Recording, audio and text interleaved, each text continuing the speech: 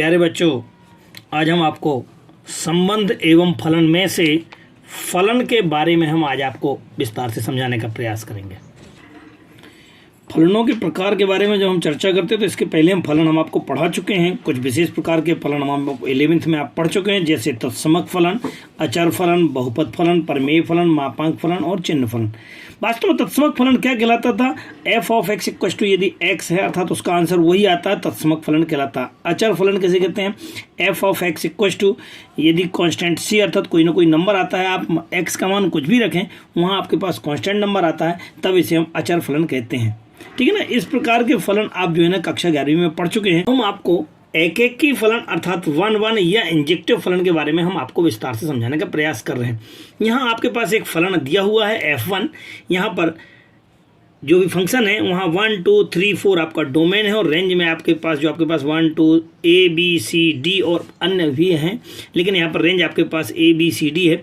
यहाँ जब आप देखते हैं एक का संबंध एक ही अवयव से है, यहाँ पर सारे अवयवों का संबंध एक अवयव से है, किसी दो से नहीं है। अर्थात इसका संबंध B से और C से और D से नहीं है, केवल एक का संबंध एक A से है और दो का संबंध B से, दो का संबंध किसी अन्य से नहीं है।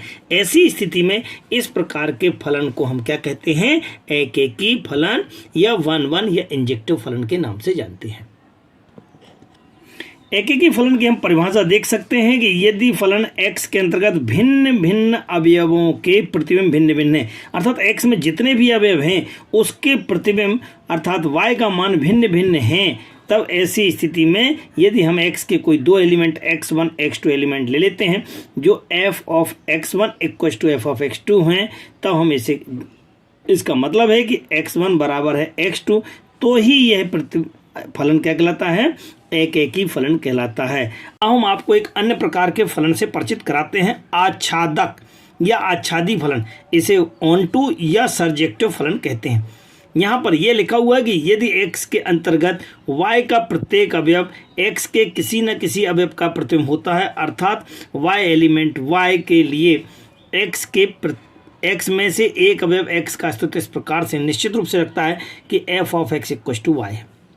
अब ये इतनी लंबी कठिन परिभाषा समझने से अच्छा है कि आप केवल यह समझें कि y में एक भी अवयव शेष नहीं रह जाता है, अर्थात y में जितने भी एलिमेंट हैं उनका किसी न किसी x के एलिमेंट के साथ संबंध होता है।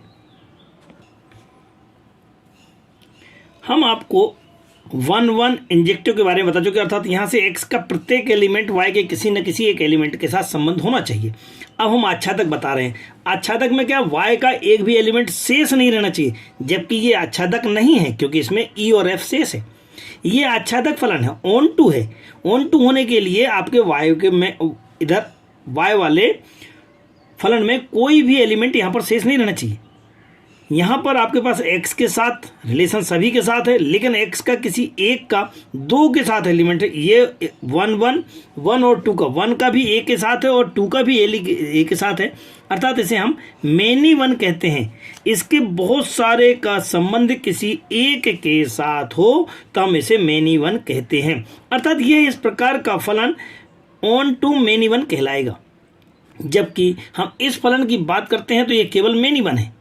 यह मेनी वन है। मेनी वन मतलब इसके बहुत दो या दो से अधिक अवयवों का संबंध y के किसी एक के साथ है, यह मेनी वन है। लेकिन आच्छादक नहीं, क्योंकि आच्छादक के लिए यह सारे एलिमेंट किसी न किसी के साथ रिलेशन होना चाहिए, लेकिन यहाँ पर ये बचे हुए हैं, यह आच्छादक नहीं है। यदि हम एक और एग्जाम्पल देखते हैं, चौथा वाला, यहाँ पर 1 2 3 4 रिलेशन है आपका a b c के साथ, 1 का b के साथ, 2 का c के साथ, 3 का a के साथ और 4 का d के साथ। यहाँ स्पष्ट रूप से देखा हुआ है कि एक का एक के साथ एक एलिमेंट के साथ ये मेनी वन नहीं है, ये क्या है? 1 है। इस प्रकार के संबंध को हम क्या बोलते हैं? 1 बोलते हैं। यहाँ पे भी मैंने आपको समझाया था, इसको हम 1 बोलते हैं। x के प्रत्येक एलिमेंट का रिलेशन y के किसी एक के साथ ही रिलेशन हो तो हम इसे जो है ना 1 कहते हैं। अब आपको यह ऑन टू भी है, यह फलन ऑन टू है क्योंकि y में कोई भी अवयव शेष नहीं रह गया है, अर्थात इस प्रकार का संबंध जो F4 संबंध है वह एकेकी भी है और आच्छादक भी है, अर्थात इंग्लिश में अगर हम समझे तो इसे 1 ऑन टू है। एक अन्य प्रश्न की सहायता से हम आपको समझा रहे हैं कि कोई फलन f of x equal to 2x है तो यह एकेकी है और आच्छादक है किसके लिए, n टू n अर्थात नेचुरल नंबर के लिए है। हम इसे एक चित्र के माध्यम से समझाने का प्रयास करते हैं। दिए हुए प्रश्न को हम समझने का पूर्ण प्रयास करते हैं। चूंकि यह n टू n है अतः यहाँ पर भी सारी संख्याएं आपकी नेचुरल नंबर है। प्राक संख्याएं किन्हें कहते हैं, वे संख्याएं जो 1 से प्रारंभ होकर के अनंत तक जाती हैं। यहाँ पे भी मैंने अनंत तक बनाने का प्रयास किया है अर्थात, लेकिन हमारे पास फंक्शन दिया हुआ है f of x equal to कितना है 2x है। तब f of x equal to 2x के लिए हम x के मान यदि हम 1 मानते हैं तो y का मान 1 2 2 हो जाएगा, यदि 2 मानते हैं 2 2 4 हो जाएगा अर्थात y का मान कितना होगा, उसका दुगना होगा। तो 1 का संबंध इसके 2 से, 2 का संबंध 4 से, 3 का संबंध 3 दूनी 6, 4 दूनी 8, 5 दूनी 10, 6 दूनी 12, 7 दूनी 14। इसके तो प्रत्येक एलिमेंट का यहाँ कहीं ना कहीं रिलेशन होगा, परंतु जब इसके प्रत्येक एलिमेंट का यहाँ पर रिलेशन है तो हम इस प्रकार के संबंध को हम क्या कहते हैं, यह संबंध कैसा है, एकेकी संबंध है। परंतु यदि हम यहाँ चेक करते हैं तो 1 3 5 7 9 इस प्रकार के एलिमेंट यहाँ शेष हैं, तब हम कह सकते हैं कि यह आच्छादक नहीं है। क्यों? क्योंकि हम पहले भी आपको बता चुके हैं कि y के सारे एलिमेंट का रिलेशन यहाँ कहीं ना कहीं होना चाहिए तो ही फलन आच्छादक होता है, अर्थात यह आच्छादक नहीं है। इसे लिखने के रूप में देखें तो हाँ फलन एकेकी है, क्योंकि f of x equal to f of x2 है तो इसका मान कितना हो जाएगा 2x और इसका मान 2x2 होगा। 2x1 बराबर 2x2 और ये कैंसिल हो जाएगा तो x1 बराबर x2। यही तो हमारी एकेकी की परिभाषा थी, अर्थात ये कैसा हो गया, एकेकी हो गया। परंतु ये आच्छादक नहीं होगा क्योंकि उसमें ऐसा कोई भी एलिमेंट नहीं है जो उसका दुगना। एक अन्य प्रश्न में भी f of x equal to 2x है, लेकिन यहाँ फंक्शन r2r लिखा हुआ और इसको सिद्ध करना है कि ये एकेकी और आच्छादक है। और जब r2r है मतलब ये सारे नंबर कैसे, रेशनल नंबर दोनों तरफ, अगर इधर भी रेशनल नंबर है इधर भी रेशनल नंबर है, आप यहाँ के कोई से भी नंबर को आप चेक करते हैं ये 1 है तो 1 का आधा हमारे पास यहाँ पर हाँ है क्योंकि रेशनल नंबर। लेकिन पिछले क्वेश्चन में हमने यहाँ पे कहा था 1 का आधा, यहाँ संभव नहीं था क्योंकि ये नेचुरल नंबर था। नेचुरल नंबर किसे कहते थे, 1 2 3 4 5 6 ही कहलाता है, जबकि यहाँ पर ये क्या है, रेशनल नंबर है अर्थात 1 का भी आधा है, यहाँ पे 2 का भी आधा है, 3 का आधा है, 4 का आधा है। और यदि मैं यहाँ कहूँ कि 3/4 है तो 3/4 का भी आधा यहाँ पे 3/8 है। क्यों? क्योंकि ये दोनों के दोनों क्या है, r2r है। यह फंक्शन कैसा है, r2r में है, रियल नंबर में है। और जब रियल नंबर में होते हैं तो ये सारे नंबर क्या कहलाते हैं, आपके रियल नंबर कहलाते हैं। अर्थात जब उनका प्रत्येक का संबंध एक के साथ है और यहाँ भी इसमें आपकी जो कंडीशन नहीं, यहाँ एक भी अभी अब शेष नहीं रह गया है, ऐसी स्थिति में हम कह सकते हैं कि दिया गया फलन एकेकी और आच्छादक होगा। अब हम प्रश्नावली 1.2 का प्रश्न क्रमांक 1 को देखते हैं कि सिद्ध कीजिए कि फलन f ऑफ x बराबर 1/x के द्वारा परिभाषित फलन f ऑफ r2r का मतलब यहाँ ध्यान दीजिएगा वास्तविक से वास्तविक में निकालना है। वास्तविक संख्याओं से वास्तविक संख्याओं में एकेकी और आच्छादक है, जहाँ r सभी ऋणोत्तर वास्तविक संख्याओं का समुच्चय है। यदि वास्तविक संख्याओं r का प्रांत r को n से यदि बदल दिया जाए, अर्थात ये प्रांत क्या बन जाएगा, नेचुरल नंबर बन जाए और सह प्रांत वही रहे, तो क्या परिणाम सत्य होंगे, ये हमको पता करना। यहाँ दिए गए फलन में f ऑफ x बराबर 1/x है और फलन हमारा रियल टू रियल है, तो हम इसको चेक करते हैं एकेकी के लिए। एकेकी में क्या होता है, यहाँ के जितने भी एलिमेंट हैं उन सबका एक के साथ किसी एक के साथ संबंध होना चाहिए। 1 का 1 के साथ है, 1 का 1/2 के साथ है, 3 का 1/3, 4 का 1/4 अर्थात, और यहाँ पर ये सभी किसी न किसी का यहाँ पर संबंध है। अर्थात जब हम कह सकते हैं कि इसमें एक भी अवयव शेष नहीं है अर्थात यह एकेकी है, तो हम इसे परिभाषा के रूप में लिखना चाहें तो एक्स वाई माना गया r के अवयव इस प्रकार से कि f of x equal to f of y है, तो f ऑफ x का मान कितना था 1/x, f ऑफ y का कितना हो जाएगा 1/y। अब आप 1 से 1 कैंसिल कर देंगे तो x बराबर y आ जाएगा। यही तो परिभाषा थी एकेकी की कि यदि दो फलन बराबर है तो दोनों अवयव भी बराबर होंगे, अतः यह दिया गया फलन एकेकी हुआ। अब आच्छादक के लिए, तो आच्छादक के लिए क्या करना था कि फंक्शन को उल्टा करना था, अर्थात हम इसको y इक्वल टू मान लेते हैं तो f of x equal to 1/x, और इसको हम y इक्वल टू मान लेते हैं। y इक्वल टू मानने के बाद हम इससे x का मान निकालें तो x को यहाँ ले जाएंगे और y को यहाँ, तो कितना बन जाएगा, x बराबर 1/y बन जाएगा। अगर x बटे 1/y बन गया है तब हम कह पाएंगे कि हम f ऑफ x का मान निकालें। तो f ऑफ x का मान कितना था हमारे सवाल में, हमारे प्रश्न में था आपका 1/x, और x का मान कितना है 1/y। ये y ऊपर चला गया है, अर्थात y बराबर fx सिद्ध हो गया, y बराबर fx सिद्ध हो गया है। तो हम कह सकते हैं कि यह आच्छादक है, अर्थात दिया गया फलन एकेकी और आच्छादक है। किसके लिए, वास्तविक संख्याओं के लिए। वास्तविक संख्याओं में प्रत्येक संख्या के लिए इसका हल भी यहाँ है और इसका हल भी यहाँ पर है, अर्थात यह दोनों के लिए यह सत्य है। परंतु यदि हम इसे n2r में प्रूव करना चाहें तो n2r में देखते हैं कैसे। n2r के लिए अर्थात यह वाला समुच्चय आपका नेचुरल नंबर है और यह वाला क्या है आपके पास, रेशनल नंबर। यहाँ पर 1 2 3 4 5 6 ही है, यहाँ पर बटे में भी हो सकते हैं, दशमलव में भी हो सकते हैं, कुछ भी हो सकते हैं।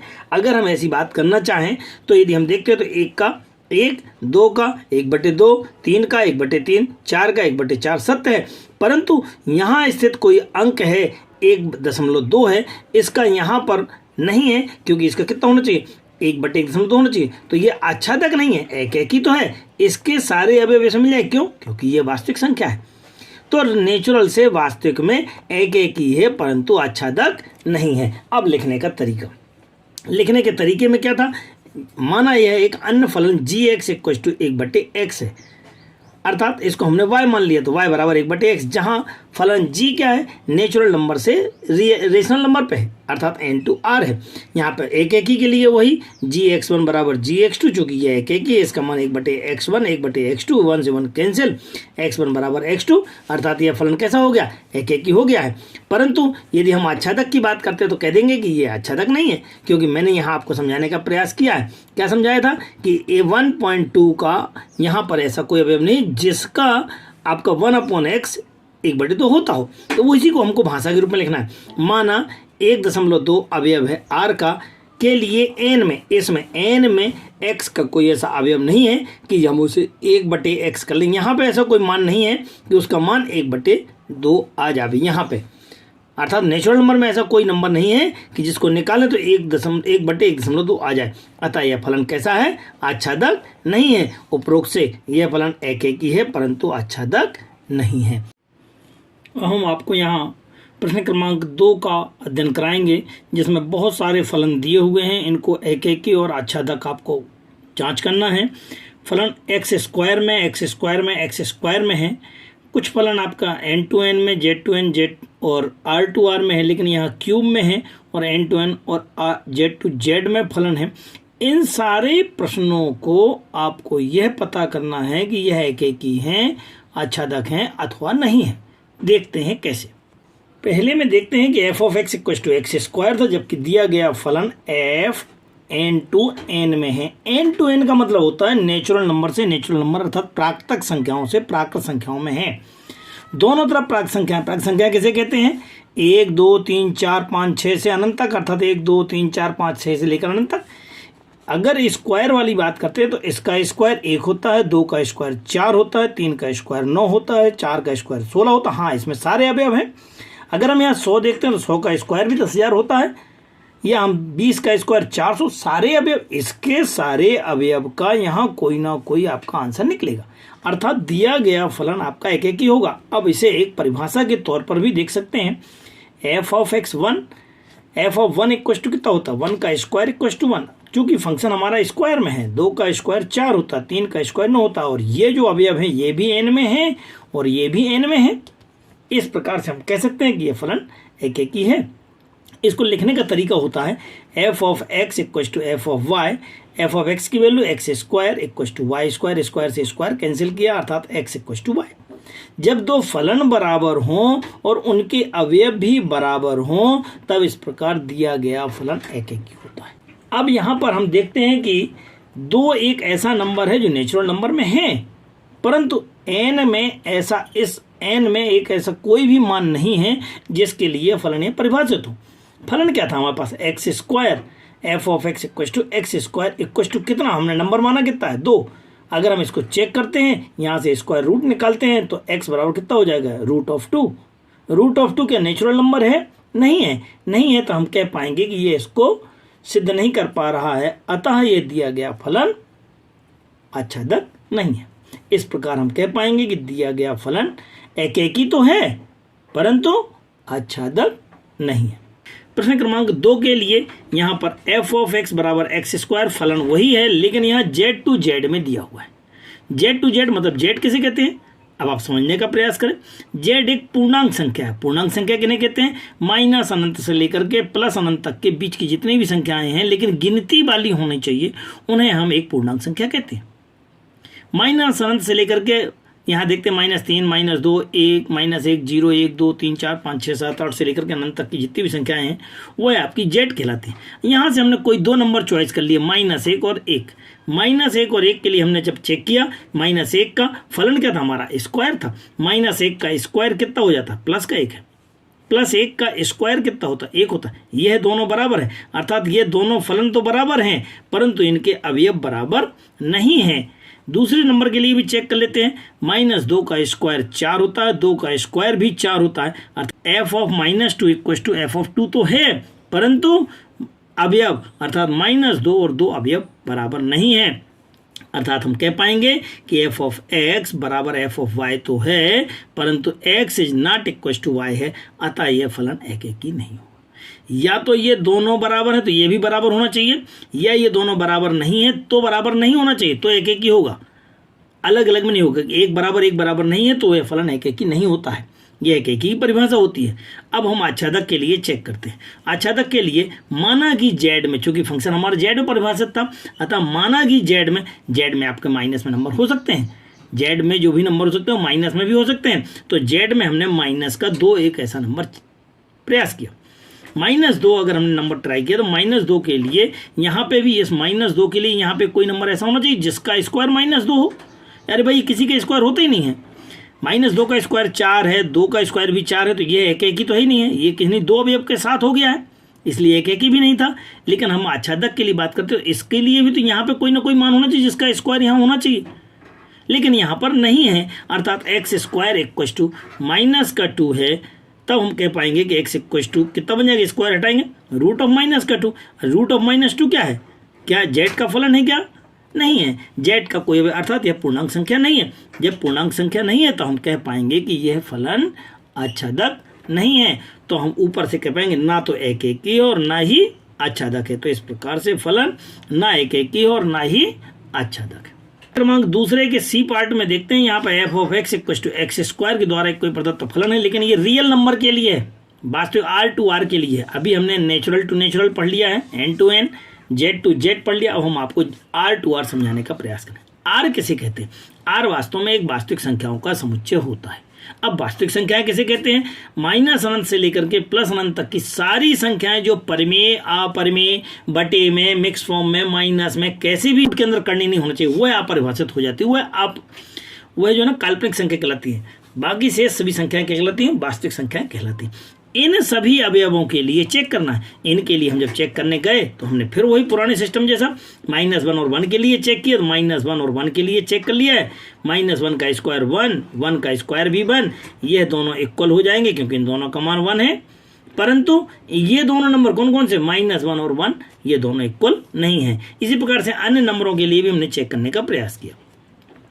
-2 और 2, तो -2 का स्क्वायर तो 4 होता है और 2 का स्क्वायर भी 4 होता है। यह दोनों बराबर हैं, अर्थात हम कह पाएंगे कि -f of -2 is equal to f of 2 equal to 4 है। ये दोनों बराबर हैं परंतु इनके अवयव बराबर नहीं है, अतः यह दिया गया फलन एकेकी नहीं है। अब पुनः हम जैसे पिछले क्वेश्चन में किया था वैसे हम यहाँ करेंगे कि -2 हमने एक ऐसा एलिमेंट लिया है जो किसमें है, R में है, वास्तविक संख्या है। -2 क्या है, एक वास्तविक संख्या है, परंतु इसका कोई भी अवयव इस प्रकार नहीं है कि वह परिभाषित करता हो, अर्थात एक्स स्क्वायर इक्वल टू -2 हो। चेक करते हैं क्यों, क्योंकि यहाँ का स्क्वायर रूट हटाया तो यहाँ पे रूट लग जाएगा और x इक्वल टू कितना हो जाएगा, -√2।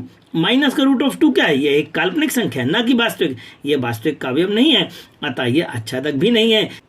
अतः हम कह पाएंगे कि यह फलन ना तो एकेकी है और ना ही आच्छादक है। के डी पार्ट के लिए बात करते हैं। यहाँ फंक्शन चेंज हो गया है।